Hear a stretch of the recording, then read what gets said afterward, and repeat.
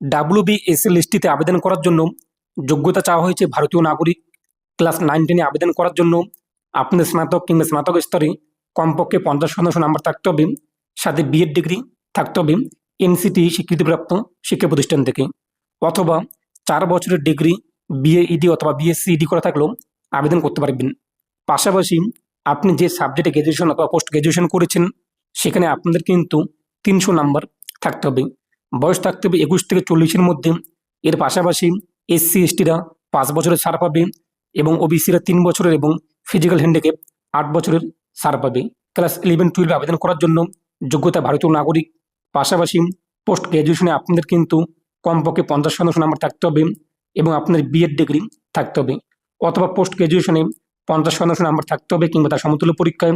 পাশাপাশি BA-ED অথবা BSc-ED আপনাদের কিন্তু থাকতে হবে। বয়স চাওয়া হয়েছে 21 থেকে 40-এর মধ্যে।